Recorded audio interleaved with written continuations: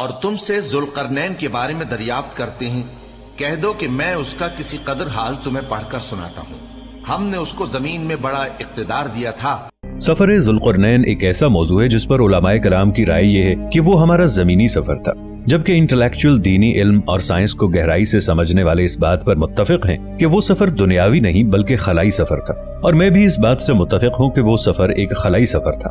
آج میں آپ کو اس سفر سے متعلق قرآنی دلائل کے ذریعے سمجھانے کی کوشش کروں گا، جسے سمجھنے کے بعد آپ حیرت کے سمندر میں گم ہو جاؤ گے۔ دوستو، ویڈیو میں آگے بڑھنے سے پہلے پاکستان کے سب سے بڑے scientific channel if T V کو سبسکرائب کر لیں اور ساتھ موجود بیل آئیکن پر کلک کر دیں۔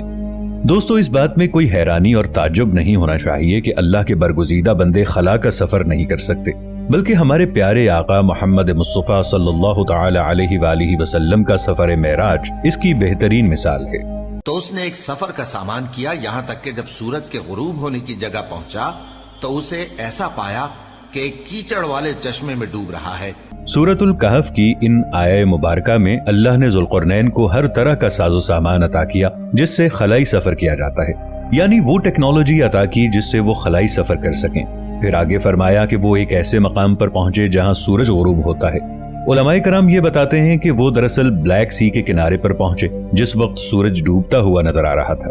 آپ بھی اس بات کو جانتے اور سمجھتے ہیں کہ سورج ڈوبتا ہوا دکھتا ہے ارتھ کے روٹیٹ ہونے کی وجہ سے، لیکن حقیقت میں وہ اپنی جگہ پر ہی رہتا ہے۔ آپ دوبارہ آیہ مبارکہ پر غور کریں۔ اللہ نے فرمایا سورج کے غروب ہونے کے مقام پر پہنچے، مقام یعنی جگہ۔ اب آپ غور کرنا اس بات پر کہ اسے ایسے پایا جیسے کیچڑ والے چشمے میں ڈوب رہا ہے، یعنی اللہ نے مثال دے کے سمجھایا۔ ایسا کیوں؟ تو آپ کو آج پتا ہی ہوگا کہ سورج یعنی ستارہ بلیک ہول کی گریویٹیشنل فورس کی وجہ سے اس میں گر کر یعنی ڈوب کر ختم ہو جاتا ہے یا پھر خود بلیک ہول بن جاتا ہے۔ تو اس زمانے میں اگر اللہ بلیک ہول کے بارے میں بتاتے تو شاید انسان سمجھ نہیں پاتا، اسی لیے اللہ نے بلیک ہول کو ایک مثال کے ذریعے سمجھایا۔ میں آپ کو یہ بات ایک اور آیت کے ذریعے سمجھاتا ہوں۔ اللہ نے سورہ واقعہ میں تاروں کی منزلوں کی قسم کھائی، تو ہمیں تاروں کی منزلوں کی قسم، اور اگر تم سمجھو تو یہ بڑی قسم ہے، جس کو میں نے اپنی پچھلی ویڈیو میں بہت ڈیٹیل سے ایکسپلین کیا ہے۔ اگر آپ نے وہ ویڈیو نہیں دیکھی تو اس کے بعد وہ ضرور دیکھیے گا، آپ کو یہ بات اور اچھے طریقے سے سمجھ آ جائے گی۔ اب آپ سمجھ گئے ہوں گے کہ ذوالقرنین دراصل بلیک ہول کے قریب کسی پلانٹ پر پہنچے تھے جہاں ایک اور قوم رہتی تھی، تو اس آیت سے ایلین لائف کی ایگزسٹنس کے بارے میں بھی اشارہ ملتا ہے۔ یہ ایک ٹرکش ویب سائٹ ہے جس پر سفر ذوالقرنین کو تفصیل سے بتایا گیا ہے۔ سب سے انٹرسٹنگ بات اس ویب سائٹ کی یہ ہے کہ انہوں نے اسپیسیفکلی یہ بتایا ہے کہ وہ سفر ہمارے ملکی وے گلیکسی میں ہی تھا اور کس کس مقام پر وہ گئے تھے۔ کافی حیران کر دینے والی نالج ہے۔ واپس آتے ہیں اپنی بات کی طرف۔ اس قوم کو حضرت ذوالقرنین نے ایمان کی دعوت دی جیسا کہ اللہ نے حکم دیا، پھر انہوں نے آگے کا سفر طے کیا۔ ہر سفر کو اللہ نے سامان سفر کہہ کر پکارا ہے، جس سے اللہ بار بار خلائی سفر کی طرف اشارہ دے رہے ہیں۔ آگے کی آیت اور واضح کر دے گی کہ یہ خلائی سفر تھا۔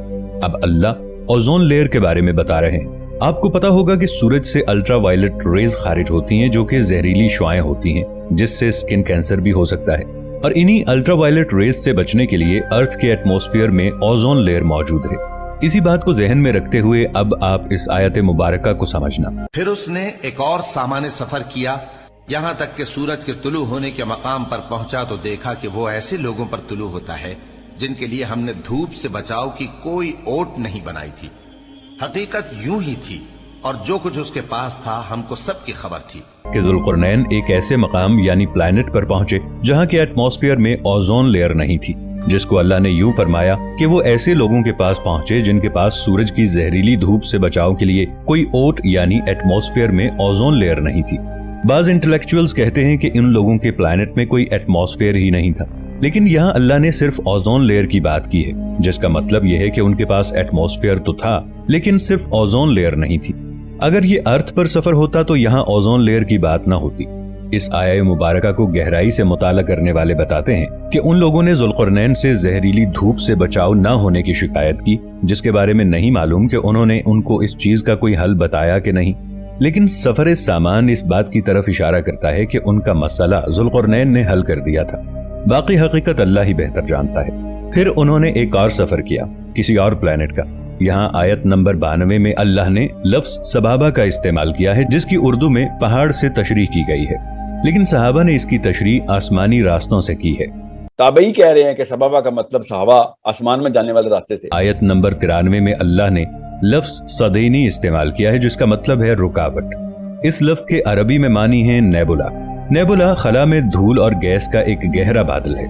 ये धूल और गैस सितारों के फटने से पैदा होती है और इन्हीं नेबुला से सितारे और प्लैनेट्स जन्म लेते हैं। लफ्ज सदैनी को पहाड़ या दीवार नहीं कह सकते, क्योंकि सूरह यासीन आयत नंबर 9 में अल्लाह ने सदन लफ्ज इस्तेमाल किया है, जिसका तर्जुमा कुछ यूं है, और हमने उनके आगे भी दीवार बना दी और उनके पीछे भी, फिर उन पर पर्दा डाल दिया तो ये देख नहीं सकते।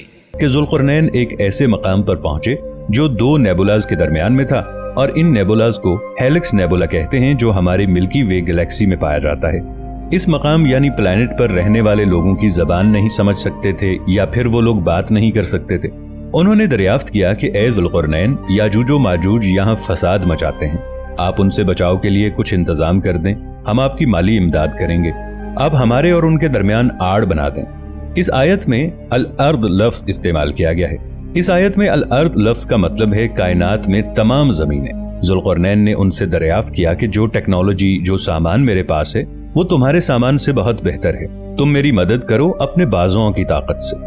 ज़ुल्क़रनैन ने जो आड़ बनाई वो दरअसल पिघला हुआ लोहा था, जो दूसरे एलिमेंट्स में कीमियाई तब्दीलियां पैदा करता है। याजूज माजूज पोर्टल के जरिए उन लोगों पर हमलावर होते थे। ज़ुल्क़रनैन ने उस पोर्टल को बंद कर दिया था। आप खुद इस बात पर गौर करें कि दुनिया में लोहे और पिघले हुए तांबे से बनी कौन सी दीवार हो सकती है जिसके चाटने से वो कमजोर होकर टूट जाए। ऐसा तो मुमकिन नहीं। मान लेते हैं कि ये सब जो मैंने आपको बताया गलत है, तो याजूज माजूज के बारे में तो आप सब ने बहुत कुछ सुन रखा होगा कि उनकी तादाद इतनी है कि जब वो दुनिया में आएंगे तो एक दूसरे में घुस जाएंगे। एक ऐसी कौम जो तादाद में इतनी कसरत से है कि हमारी रुए जमीन में फैलने के बाद भी एक दूसरे में घुस जाएंगे, तो ऐसा कैसे मुमकिन है कि वो इसी जमीन पर किसी जगह पर एक दीवार के पीछे कैद हों? एक रिवायत के मुताबिक उनके कान इतने लंबे हैं कि एक कान को तकिया और दूसरे को लिहाफ बना लेते हैं। यकीनन इंसानों में ऐसा कोई नहीं है। कुछ सेकुलर्स के मुताबिक चाइनीज, रशियंस याजूज माजूज हैं, जबकि वो एक वहशी कौम है जो सिर्फ लूट मार और कत्ल गारत करना जानती है, और क़यामत के दिन 1000 में से 999 जहन्नमी होंगे।